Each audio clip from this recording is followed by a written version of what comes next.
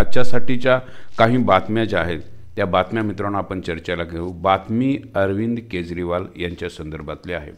वाक्य वाचल्यानंतर तुम्हाला काय दिसतं बघा. Behind Arvind Kejriwal's outreach to middle class does have cheap sense shift. वाक्याकडे बघा मित्रांनो, इथे एक शब्द आपल्याला नवीन सापडतो, तो म्हणजे आउटरीच हा शब्द. बघा, आउटरीच हा शब्द नवीन आहे. आउटरीच याचा अर्थ आहे मित्रांनो व्याप्ती. किती सुंदर वाक्याच्या रचना आहेत बघा. ह्या गोष्टी कळणं मित्रांनो अपेक्षित आहेत की याचा अर्थ आहे व्याप्ती. व्याप्ती, आउटरीच एखाद्या गोष्टीची व्याप्ती असते. Behind Arvind Kejriwal's outreach to middle class does up cheap sense shift. म्हणजे असं वाटतं का अरविंद केजरीवालना की म्हणजे आपण शिफ्ट होऊ, म्हणजे आत्तापर्यंत ते गरिबांचा विचार करत होते, आता ते मिडल क्लासचा विचार करायला लागलेत. पुढच्या ठिकाणी जर बघितलं तर वाक्य बघा. Moulded by the middle class driven anti corruption movement of Anna Hazare. Anna हजारांच्या त्या मूसमधून आल्यामुळे मोल्डेड याचा अर्थ आहे मित्रांनो मूस. मोल्डेड त्याच्यातून ते बाहेर आले. अण्णा हजारेंनी जे आंदोलन केलं त्या संदर्भात. Okay. Arvind Kejriwal made a successful transition to politics with the support of the poor. गरीब लोकांचा सपोर्ट घेऊन त्यांनी प्रवेश केला राजकारणामध्ये. Before Delhi votes on February 5 he is assiduously reaching out to the middle class. Assiduously याचा अर्थ आहे मित्रांनो परिश्रमपूर्वक, परिश्रम घेऊन, परिश्रम, जस्ट अ मिनिट, परिश्रमपूर्वक असा त्याचा अर्थ होतो. हे असिडियसली परिश्रमपूर्वक, परिश्रमपूर्वक. किती सुंदर शब्द आहेत बघा. असे शब्द आपण कधी बघितलेलेच नाहीत. Okay. Reaching out the middle class म्हणजे परिश्रम घेऊन ते सध्या मिडल क्लास लोकांच्यापर्यंत पोचत आहेत असा त्याचा अर्थ होतो. एक एक वाक्य वाचणं, त्या वाक्यातल्या शब्दांकडे बघणं ही गरजेची गोष्ट आहे. परत एक वेळा वाचून दाखवतो. Moulded by the middle class driven anti corruption movement of Anna Hazare, Arvind Kejriwal made a successful transition to politics with the support of the poor. Before the Delhi vote on February 5, he is assiduously reaching out the middle class. खाली बघा. Arvind Kejriwal sudden outreach to the normally ignored middle class has taken many by surprise. Take by surprise ही phrase आहे मित्रांनो. Take by surprise, take by surprise. Okay. आश्चर्यचकित होणे असा त्याचा अर्थ होतो. ही फ्रेजसुद्धा परीक्षेला विचारले गेले. Taken by. ओके. त्या ठिकाणी थर्ड फॉर्म वापरला taken by surprise. Particularly as his Aam Aadmi Party has been geared to catering to Delhi's poor. म्हणजे एक गोष्ट तुमच्या लक्षात आली असावी की एका बातमीमधून 3-4 शब्द आपल्याला सापडत असतील जे आपण कधीही बघत नसतो. आउटरीच हा एक नवीन शब्द आपल्याला सापडला. असे शब्द गोळा करणं, आणि मी सतत या गोष्टीवर प्रेशर देत आलेलो आहे की तुम्ही ज्या वेळेला अशा गोष्टी बघता त्यावेळेला सर्वात महत्त्वाची गोष्ट जी आहे ती ही की या गोष्टी लिहून घेणं अपेक्षित आहे. बातमी मित्रांनो आहे Donald Trump. Okay. Modi to visit US in February have a good relationship with China. US president Donald Trump. ह्याच्यामध्ये शब्द नवीन नाहीत, पण एक गोष्ट तुम्हाला ग्रॅमॅटिकल मी तुम्हाला दाखवून देईल ती म्हणजे हॅव. हे हॅव का आलं आहे कारण Modi to visit US in February have a good relationship. वास्तविकता या वाक्याचा करता मोदी जरी असला तरी यातलं एक शब्द त्यांनी ओमिट केलेला आहे, वगळलेला आहे. Will have. तिथं विल हॅव त्या ठिकाणी बऱ्याच वेळेला असं होतं की जी सहाय्यकारी क्रियापदं असतात ती सहाय्यकारी क्रियापदं बातम्यांमधून वगळली जातात. याच्या पाठीमागं विल आहे पण ते त्यांनी दिलेलं नाही. लक्षात घ्या. म्हणजे Modi will have a good relationship with China. US president Donald Trump. ज्यावेळेला पत्रकारांनी प्रश्न विचारला त्याच वेळेला डोनाल्ड ट्रम्पने उत्तर दिलेलं आहे की बाबा भारताबरोबरचे जे संबंध आहेत ते संबंध आपले चांगले राहतील. आज PM Narendra Modi has agree to take illegal immigrants. US president Donald Trump talk reporters in the US that he will do what's right. म्हणजे ज्यावेळेला रिपोर्टरनी डोनाल्ड ट्रम्पना प्रश्न विचारला की मोदी काय करतील तर मोदी हे जे योग्य आहे ते करतील असं ते डोनाल्ड ट्रम्प म्हणालेच. बघा इथं खाली म्हटलेलं आहे. Hours after a phone call between the two leaders on Monday US president Donald Trump said that prime minister Narendra Modi was likely to visit the White House in February and added America has a good relationship in India though the Indian government has not officially confirm US visit. म्हणजे फेब्रुवारीमध्ये generally आपले पंतप्रधान जे आहेत ते USला जातील अशा संदर्भातले विधान डोनाल्ड ट्रम्प यांनी केलेलं आहे, पण अजूनही आपल्याकडून मात्र ऑफिशियल कन्फर्मेशन काही झालेलं नाही आहे. Right. Okay. The White House said that the two leaders discussed it during their phone call. म्हणजे अशा पद्धतीचं वाक्य आहे मित्रांनो. अशी वाक्य बघत जाणं, हे या ठिकाणी हॅवचा मुद्दा मला महत्त्वाचा वाटला. आणि हे हॅव येण्या पाठीमागचं कारण मित्रांनो आहे की भविष्यातलं दाखवणं, याच्या पाठीमागं विल आहे.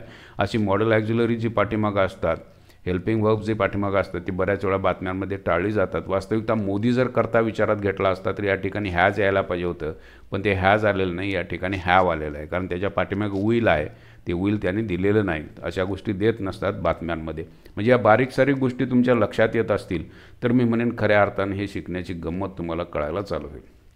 आणि बारीक सारीक प्रश्न पडणं ही सर्वात महत्त्वाची गोष्ट. पहिली गोष्ट, आपल्याला प्रश्नच पडत नाही, हा मुद्दा आहे. बातमी बघितल्यानंतर ह्या गोष्टी आपण ॲनालाइज कधी करत नाही आणि मग आपल्याला नेमकी अडचण येताना दिसते.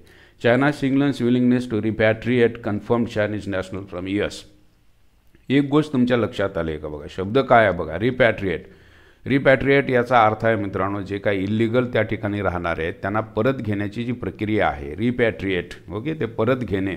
ओके, अशा अर्थानं ते वापरलेलं आहे. जे रहिवासी त्यांचे इल्लिगली अमेरिकेमध्ये राहत आहेत त्यांना परत घेण्याची प्रक्रिया, त्याला वापरलेला आहे शब्द रिपॅट्रिएट, परत घेणे. Confirm Chinese nationals from US म्हणजे विलिंगनेस आहे, ते चायना म्हणते गो आम्ही ते परत घेऊ. ओके, अशा पद्धतीनं स्टेटमेंट आहे. China signals willingness. ओके, इच्छा त्यांची ती आहे की आमचे जे काय रहिवासी असतील, जे अमेरिकेत राहत आहेत, जे बेकायदेशीरपणे राहत आहेत, त्यांना आम्ही परत घेऊ. The recent months US immigration and custom enforcement has send a 5 charter flight to China. Okay, was hundreds of Chinese nationals deemed not to have a legal basis to remain in the US. म्हणजे एक गोष्ट लक्षात येते का बघा, की त्यांची राहायची सुद्धा इच्छा नाही, की जे इलिगली राहतात त्यांना राहायचं नाही, ते इकडे येतील. पण इथे एक वाक्यामध्ये दुसरा शब्द, China said on Monday it is willing to repatriate confirm Chinese nationals from the United States as US President Donald Trump has threatened a tariff and sanctions. Sanctions हा शब्द मी घेतला होता.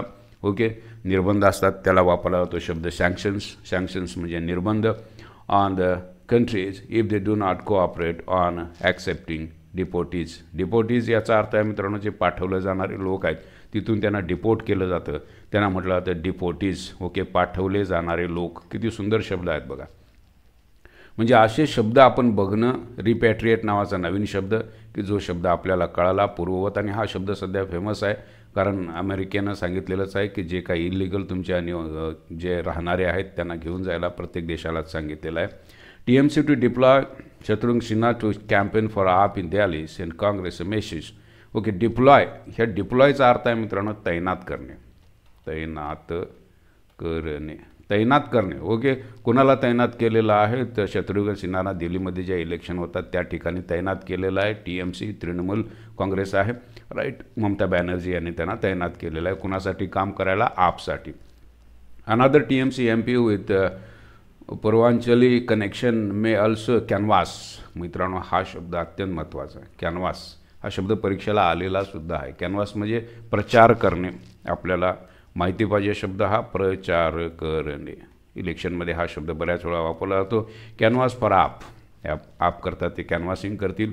Okay, SP ponder similar step as a Congress feels the heat from Indian allies. म्हणजे अशा पद्धतीचे sending a clear political signal to Congress. West Bengal chief minister and Trinamool Congress chief Mamata Banerjee has decided to depute MP and actor Shatrughan Sinha to campaign for the Aam Aadmi Party in Delhi. म्हणजे अशा पद्धतीची वाक्य ज्यावेळा depute हा शब्द आहे, deploy हा शब्द आहे, या सगळ्या शब्दांकडे जाणीवपूर्वक बघा. हे सगळे शब्द लिहून घ्या, कारण अशा शब्दांमधूनच आपल्याला वेगवेगळं पॉन्डर. पॉन्डर म्हणजे एखाद्या गोष्टीवर चिंतन करणे, एखाद्या गोष्टीवर खल करणे. लक्षात ठेवा हा शब्दसुद्धा अत्यंत महत्त्वाचा. पॉन्डरिंग, खल करणे, खल करणे, खल करणे, विचार करणे, अशा अर्थाने हे वापरलं जातं. म्हणजे हे शब्द अत्यंत महत्त्वाचे आहेत की जे शब्द आपल्याला माहिती असणं अपेक्षित आहे. जाऊया पुढच्या बातमीकडे मित्रांनो. यस मित्रांनो, बातम्या संपलेल्या करता आणि आपण आजच्या बातम्यांमधून काय नवीन शब्द शिकलो बघा. कॅनव्हास आत्ताच शब्द झाला. प्रचार करणे, प्रसार करणे. पॉन्डर, चिंतन करणे. रिपॅट्रिएट नवीन शब्द आपल्याला जी आणि जे भारतीय जे अमेरिकेमध्ये राहतात किंवा चायनाचे लोक जे अमेरिकेमध्ये राहतात त्यांना परत पाठवण्याकरता हा शब्द वापरला जातो, रिपॅट्रिएट. ओके, परत पाठवणे. डीम म्हणजे मानणे, एखादी गोष्ट गृहीत धरणे. सँक्शन्स म्हणजे जी काही सँक्शन्स लादली जातात, बंदी असते, बरोबर, रिस्ट्रिक्शन्स असतात, त्याला सँक्शन्स. डिपोटीज, तिथून येणाऱ्या लोकांसाठी हा शब्द वापरला जातो, अमेरिकेतून येणाऱ्या लोकांसाठी हा शब्द आहे डिपोटीज. आउटरीच हा शब्द किती सुंदर आहे बघा. आउटरीच याचा अर्थ आहे व्याप्ती. असिडियस, परिश्रमपूर्वक असा त्याचा अर्थ होतो, परिश्रम अशा अर्थानं. टेक बाय सरप्राईज, आश्चर्यचकित होणे अशा अर्थाने हे वापरलं जातं. असे 4-5, 8-10 शब्द जरी आपण दररोज बघत गेलो, अशा शब्दांना आपण जर स्पर्श करत गेलो तर मित्रांनो इंग्रजी आपलं सुधारल्याशिवाय राहणार नाही. म्हणून मी दररोजच्या पातळीवर काही ना काही नवीन शब्द जे मला वाटतात आणि त्या अँगलनं आपण ग्रामरसुद्धा बघायला चालू केलेलं आहे. Thank you very much for being with me.